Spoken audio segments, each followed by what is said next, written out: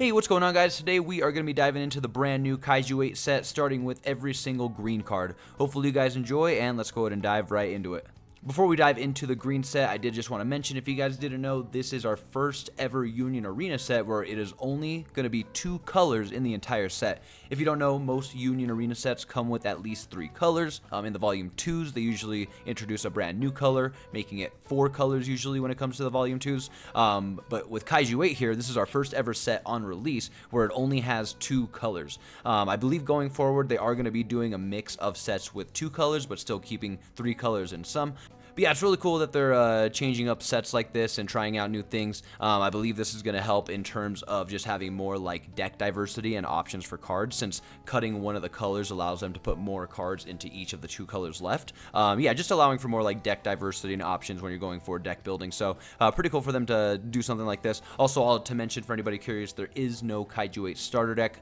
Just like YuYu Hakusho, there is just going to be the main set to dive into. Unlike YuYu Hakusho, though, in Japan, there was never a Kaiju 8 starter deck, so yeah, just keep in mind this is like a 1-to-1 set with the Japanese version. And actually, in Japan, I don't know when it was released, I don't know if it was part of their main set or if it's like a promo card or something, but I believe this is the first set that was released with, at least that we got, that Japan has, with a rainbow action point card, or not action point card, final card, action point restand card. Yeah, I believe this is just some sort of like a promo card that they got, but it'd be cool if we got an English version of it. It's literally just a final that you can use in any of the sets. However, it is a 4 cost, and I don't believe they're all 4 costs in all of the sets. Yeah, this one's a 3 cost, which is really interesting. But yeah, whether or not this is like an actual like usable card or if it's actually good, I mean, I know you can use it in game, but it's funny that it like costs more than the normal restand. What's interesting about it is it has this line of text: the color and energy required for this card are treated as all colors. So if you don't know, in Union Arena, when you're generating energy, you're just generating energy for that color, like with each color. So it looks like, you know, this is what a glimpse at a rainbow set or rainbow cards could look like, where you could actually potentially mix colors, like this final, for example. If you're generating energy with different colors, you can use them all and it'll count towards 4. The color and energy required for this card are treated as all colors. Really interesting. But yeah, it's just a final action point restand. It's just pretty cool that they have a Japanese version, and this is the first set that we have that they have with something like this. So wonder if we'll ever get something like this, or if it's yeah, the start of rainbow stuff.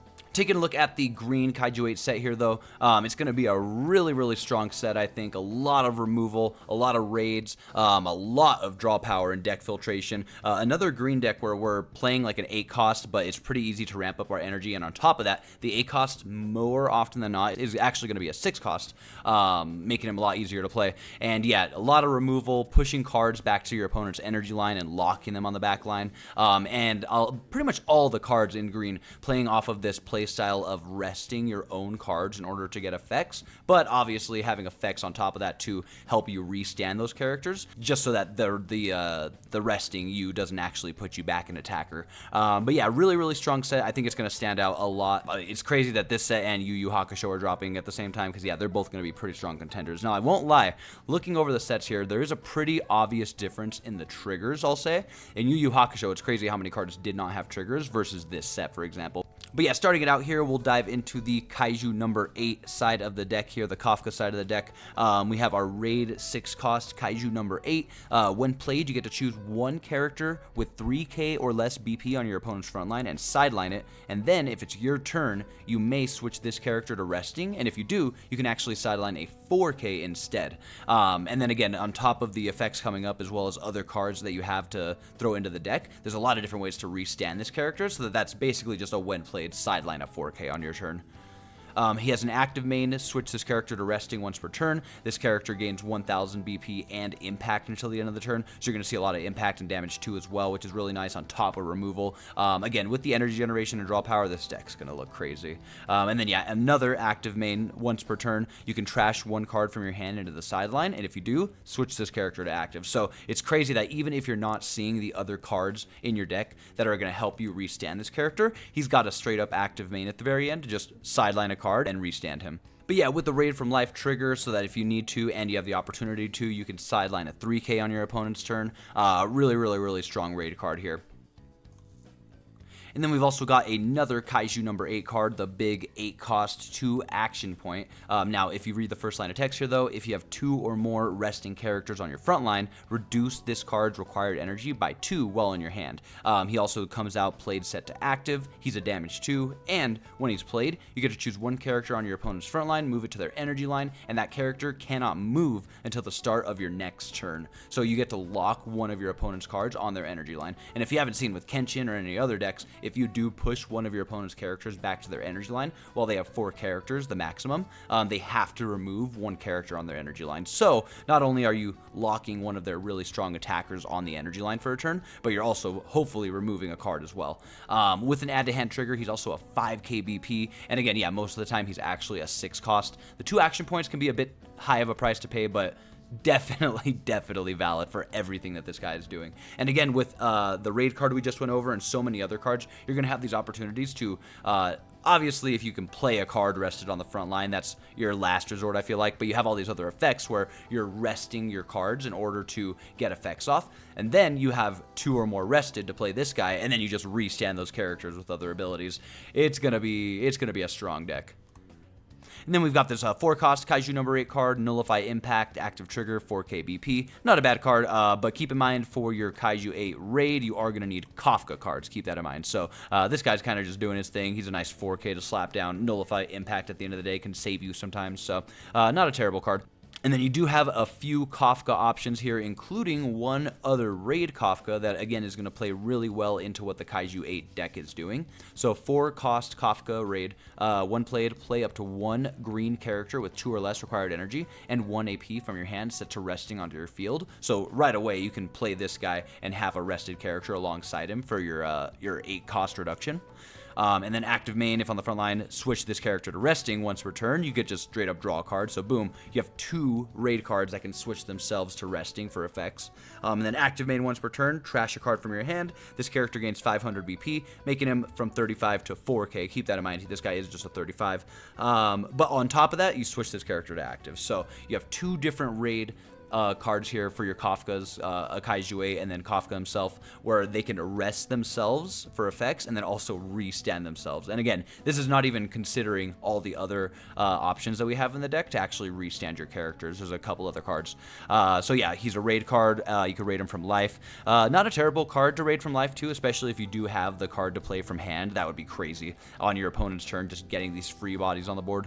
And yeah, again, just an active main draw can be so nice, pretty game changing with all the other draw power and deck filtration in this deck. This definitely comes in handy.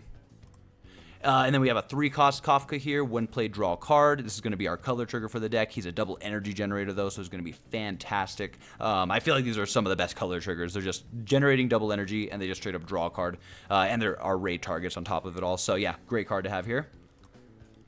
Then we have a 1-cost Kafka, 1 played, draw a card, and then place a card from your hand into the sideline. No trigger with 2500 BP. We really never see this on a 1, and then the fact that we also have it on a 0 in this set. So you can literally run, just for your ramp, your initial starting cards, 8 when played, draw and trash a card. And I think that could be pretty strong in this deck, especially because one of them is going to be your raid target Kafka. Yeah, no trigger, but he's also a 2500, so not a bad card at all.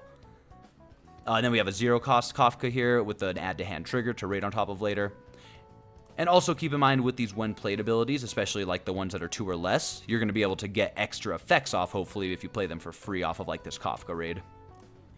And then some other cards that I think are going to play really, really well into helping you rest your characters, but also generate energy. This 2-cost Reno card, he's going to have Step, active main, switch to resting once per turn. You can switch to resting 1 active character on your front line, and if you do, this character is going to be a double energy generator. So he can allow you to get one of your rested cards off on the front line. If you're like, let's say you have like an active like 0-cost or a 1-cost on the front line, you can use him to not just generate more energy, but get that rested character as well. And keep in mind, there's so many ways to take advantage of rested characters. Like, let's say you use his ability to rest a Kafka that can be rated on top of. You rest that character, try to get a second rested character. Maybe you have the restand, so that, I'm assuming like you're down to 2 action points. You restand to 3, play the big Kaiju 8 because now he got reduced, and then if you have 1 more action point, raid on top of the Kafka that you rested. So there seems to be a lot of different ways with effects to restand your characters, but also remember the traditional ways, like just raiding on top of a character that can be raided. So resting a character that can be raided is going to be very valuable, no question. And then we also have another 1-cost Reno card here. He's just going to have Step, no trigger, 2,500. You know, up to you if you want to run him. The no trigger definitely does not help, unfortunately. And then we have a 3-cost. When played, look at the top card of your deck, place it on the top or bottom. With an active trigger, 3,500 BP, this is definitely not a bad card. Deck filtration is always going to be a nice thing to have in the deck. And yeah, just with all this stuff stacked on top of it, if you find the room, definitely not a terrible card. And then one of the best cards in the deck that's going to help you restand your characters that I feel like is going to be a 4 of for sure in the Kaiju 8 deck is this 4-cost Mina. Active main if on the front line once per turn. You can only activate this ability if this character is active. Choose one character on your field that was switched from active to resting this turn. Switch it to active. Draw a card, 4k BP. So you can basically restand a character from resting to active. It's just they had to have been active already that turn. So this is going to be so good to essentially restand like your raid Kaiju 8 or your raid Kafka without having to trash any cards or anything, because she just has to be on the front line set to active once per turn. I imagine the best setup, especially with all the double energy generators we're going to have, is just get to 4 as fast as possible on your energy line. 4 energy generated with an open slot, so you can play her rested one turn and then push her up the following turn to go for some crazy plays.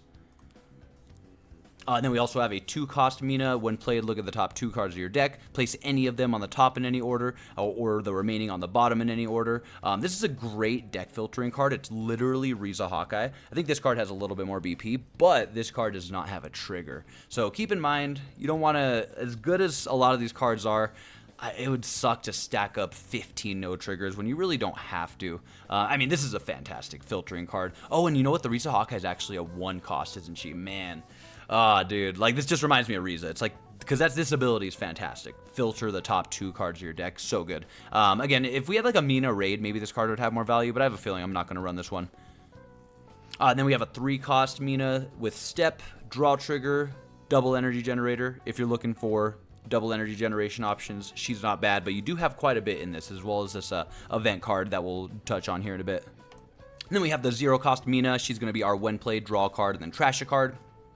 With a draw trigger, this is definitely going to be a nice card to have, again, because deck filtration is going to be fantastic, as well as if this is one of the cards that we play for free with our Kafka raid, we get a free draw trash, you know, definitely not bad at all.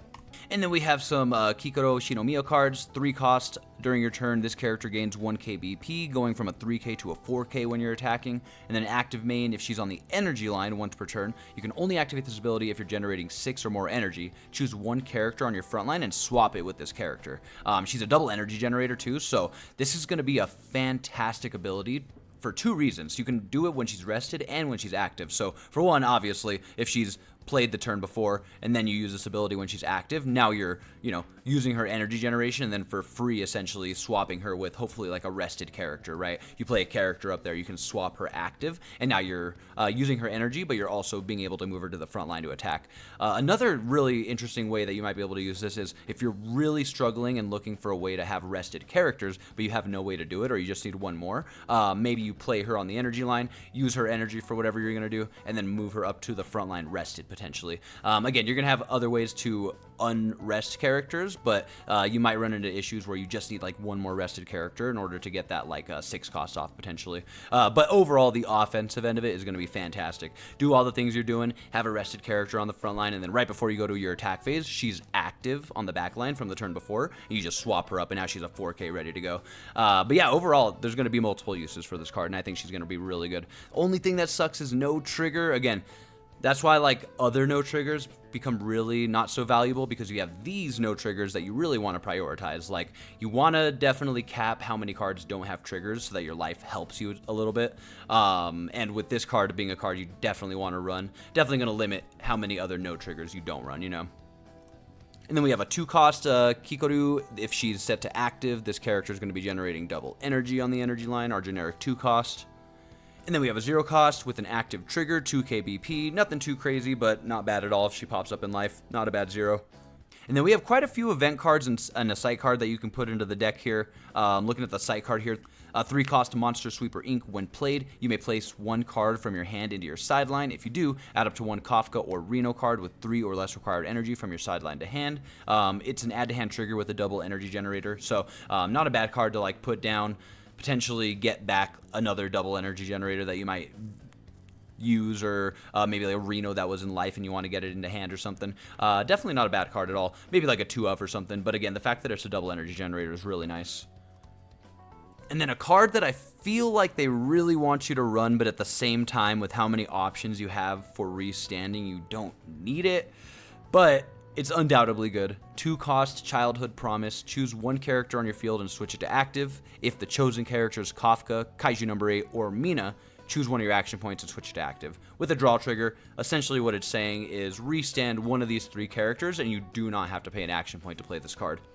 And then we have 3-cost Fortitude 9.8. Choose up to 1 Kafka or Kaiju number 8 on your field. It gains 1 KBP and either Impact +1 or Damage +1 until the end of the turn. And you get to draw a card.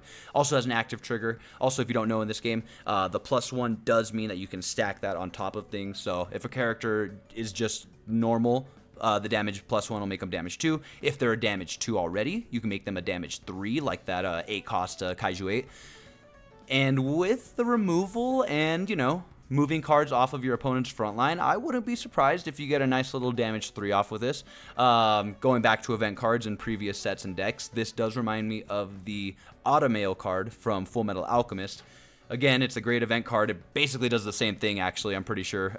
Funny enough, +1k and you get impact or damage +1, whatever you want. And I tried running it, but at the end of the day, this is a bodies game, and I don't know, it's really interesting. Unless an event card's a free play, which is why I would consider this one more. I don't know, at the end of the day, there's other cards I feel like I'd rather see, you know? I feel like I'd rather just raid out a different Kaiju or something, or have a different way to get to that card. Don't get me wrong, this is a great card, and I'm sure it is going to be nice to run and potentially really fun too. But yeah, you know, there's other cards I'd rather run, I feel like. When I'm making my deck of 50, I imagine if there's 2 of this and I'm trying to figure out what to cut, I end up cutting these out of my deck completely. I don't know. Let me know what event cards you guys are going to run. Of all event cards and decks, though, I can definitely see this damage 3 actually getting off, no question. With the draw power this deck has and the turns you can set up, I wouldn't be surprised. And then we have a pretty good search card, 1-cost Found You. Look at the top 6 cards of your deck, reveal up to 1 character among them and add it to your hand, place the remaining on the bottom in any order, and then if the card that you revealed was Kaiju 8, you can choose up to 1 of your action points and switch it to active. Honestly, a pretty good event card. I don't know, it's a draw trigger as well, which is great. These event cards not having triggers really hurts, so I'm glad they all do. Again, I don't know, yeah, no, I mean, this is pretty good. You can pretty much search the top 6 for any character, and again, best case scenarios, you use this to find your Kaiju 8 raids when you're ready for them, but they're just not in your hand, and searching 6, and you get it for free, that's pretty strong, I'm not gonna lie. The Attack Titan deck, being able to search out those Attack Titans in the right situations, and on top of that, with the basement key, on top of that, it being a free search, it didn't even cost you an action point, does come in clutch. It really does. Now, the more cards you search, the more chance to bottom deck event cards, specials, things you can't grab with this. But at the end of the day, being able to find a card in a desperate situation when you really need it, and on top of it all, it ends up being a free search, honestly pretty good. So again, these are all event cards that I am definitely not going to say run them, but I'm definitely not going to say don't run them. You know, it's cool that we have these event cards where they're kind of like flavor event cards, you know, up to you if you want to run them or not, and honestly, not the worst idea if you do, by any means. But at the end of the day, Union Arena is a bodies game. If you have too many event cards, if you see your event cards too much, too often, that's the worst part, man. You need bodies on the board. Regardless, these are going to come in clutch. And then we have this other one where I don't know if it's mostly intended for the Hoshina deck, but I can see it working in this deck. 4-cost Fire Training Exercise. Switch 1 active character on your front line to resting. If you do, draw 3 cards. With the draw trigger as well, Now, if we're talking drawing 3 cards off an event card, that might be a different conversation, especially with this where, you know, we're running decks where switching a card to resting doesn't actually matter. We can just restand it. And one of the reasons I mentioned it for the Hoshina deck, you'll see in a sec, because we're going to dive into those next, is those cards benefit even more from not being rested. Or from being rested, I should say. There's one that literally just switches back to active instantly. But you've seen it with the Kaiju 8 cards, with the Kafka cards. This is definitely a card that could be considered, I'd say. And then our special for the Kaiju 8 deck, 5 cost, Brace Yourself. Choose up to 1 character on your opponent's front line, move it to the energy line, and draw a card. But if you have Kafka or Kaiju number 8 on your field, you may sideline it instead. No draw, by the way. All of it is in the parentheses, so you would not draw. But you could sideline your opponent's card. And it is a special trigger, so obviously you're running 4 of these. And again, with how this deck is playing, there's a lot of removal in this, so having this even just to help you set up by pushing a card back, like, I wouldn't be surprised if in endgame you're looking for that 1 card, you're hoping to top deck with the draw. I wouldn't be surprised if you go for the energy line push when you could sideline because you want to get the draw off. You know, not going to matter what's on their energy line if you're winning this turn, right? So yeah, honestly, pretty cool special. And then taking a look at the Soshiro Hoshina cards, there's honestly not like, I feel like there's not like a full solid like all of his own cards in a deck here, but he's got his own special. He's got a raid card and his own color trigger. Clearly, he's got his own archetype in this green color set. But you're definitely going to be mixing at least like the 4-cost Kafka with this or something to help with like the board rushing and speed that this guy's trying to play at. So 4-cost Hoshina here. Your opponents cannot choose this character with abilities on characters or event cards unless they place 1 card from their hand into the sideline as an additional cost. So essentially needing to trash 1 extra card in order to target him with pretty much anything. So that's honestly really, really nice. I don't know. Let me know in the comments. Does this apply to triggers? Because normally these effects will say like during your opponent's turn. Then that completely eliminates triggers. But I think we've established that character abilities or... Oh, no, characters and or event cards, yeah, unless they place 1. Yeah, I'm interested. I mean, a character or an event card trigger, that's an ability off of a character or an event card, right? But yeah, very curious because he's a double attacker, so if he is safe from triggers or if your opponent has to trash 1 to target him with a special trigger from life, that's good to know. But anyways, active main, once returned, switch 1 other active Hoshina card on your front line to resting. If you do, this character gains double attack until the end of the turn. And usually with double attackers, we see them as when played, like you can just get it off 1 time, but then there's not another way to replicate it. This is pretty nuts. As long as this raid card lives, you can just get your double attack off the next turn again. That's pretty crazy. A lot of the time, double attacks are when played until the end of the turn. And then something really cool about this Hoshina is I wish there was more like this, but this is undoubtedly a 4 of. It's going to be so nice in this deck. 2-cost Hoshina, active main, if on the front line once per turn. You can only activate this ability if this active character was switched to resting during this turn. Switch him to active. So essentially, you target this guy with your you must rest a character abilities, and he instantly goes back to active. It's going to be very, very strong. And then taking a look at the color trigger, 4-cost Hoshina card. When played, look at the number of cards on the top of your deck equal to the number of Hoshina cards on your field. Reveal up to 1 Hoshina among them and add it to your hand. Place the remaining cards at the bottom of your deck in any order. And if you did add a card to your hand, sideline a card. Then you may switch 1 active Hoshina card on your field to resting. If you do, switch this character to active. And sorry, not on field, on front line. And that's very important because if they're on the front line, that means that you're taking away, you know, one of your attackers. The Aoshi deck from Kenshin says field for a lot of his cards. Rest an Aoshi on your field, and that comes in clutch because then you can rest cards on your energy line that are not really doing anything. Regardless, this could still come in clutch, though. You rest, obviously, the 2-cost and nothing happens. He goes back to active. Or you could rest one like your 1 or your 3 or your 0, assuming your double energies on the front line. Regardless, you rest one of them, and then you can just raid on top of that card, and now, boom, you've got 2 active Hoshina cards. But yeah, them being 4 costs, you being able to sort of like board rush and get them active like this, this is going to be a very fast deck, no question. We also have a 1-cost Hoshina card when played. Look at the top 4 cards of your deck. Reveal up to 1 Hoshina, add it to your hand. If you did add 1, trash a card. No trigger, but obviously we're going to want this guy because he's going to help us find our raids. He's going to be a card that we can rest and then raid on top of. So yeah, definitely going to want him even though he doesn't have a trigger, unfortunately. Then we have a 3 cost. When played, choose up to one Hoshina card on your field and move it to the other line. Active trigger, double energy generator as well with a 3K. There's a card in the purple Saito deck from Kenshin, and yeah, such a great ability on a double energy generator. You're playing, you have your 3 weenies active, you play this guy, and now you push one up and he's ready to do stuff. So I'm not going to be surprised if on your turn 3 with this deck, you're able to get some crazy plays off. It's going to be really dope. So yeah, even more curious, is this guy, does your opponent have to trash if he's getting specialed? I want to say he does. Your opponent cannot choose his character with abilities on characters or event cards unless they place one card from their hand. But normally it would just say abilities if it was triggers. Let me know. I'm really curious. Really curious. And then the last Soshiro Hoshina card, 0 cost, add to hand. Our generic 0 cost to help us raid on top of later, especially if he's in life, goes straight to hand.